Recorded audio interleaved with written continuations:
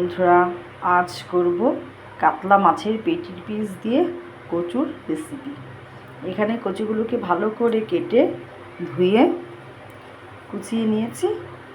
এরপর এই কচুগুলোকে পেস্ট করে নেব।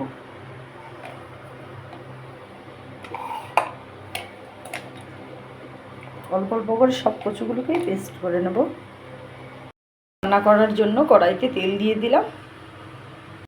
তেল গরম হয়ে গেছে, এর মধ্যে দিয়ে দেবো তেজপাতা,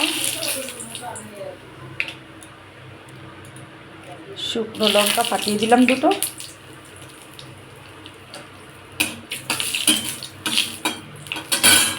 এবার যেহেতু মাছের পেটির পিস দিয়ে করবো, মাছ দিয়ে করবো, তাই দিয়ে দিলাম সাদা জিরে।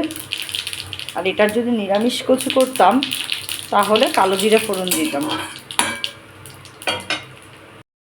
পেঁয়াজ,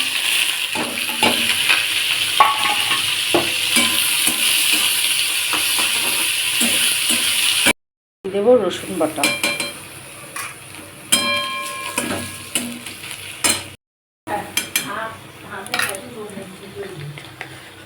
তারপর দেবো লঙ্কা বাটা, দিয়ে দেবো জিরের গুঁড়ো, কাশ্মীরি লঙ্কার গুঁড়ো, হলুদ গুঁড়ো,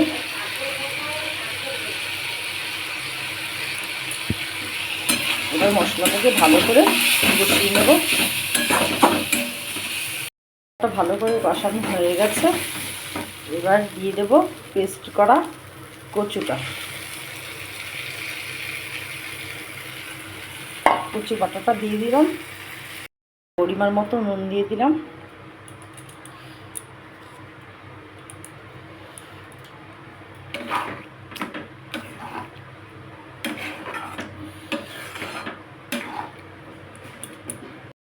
একটু চিনিও দিয়ে দিলাম। যেহেতু কচুতে একটু হালকা মিষ্টি হলে ভালো লাগে। এবার মাছের পেটির পিসগুলো ভেজে রাখা দিয়ে দেব।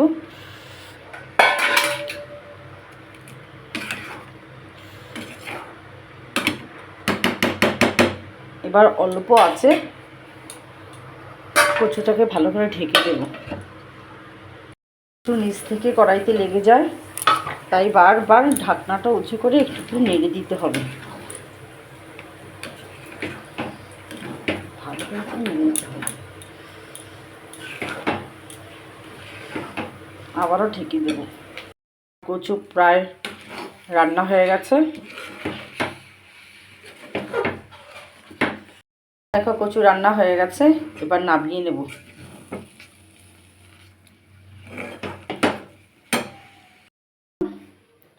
এই যে এটাও গরম ভাতের সাথে খেতে ভালো লাগবে।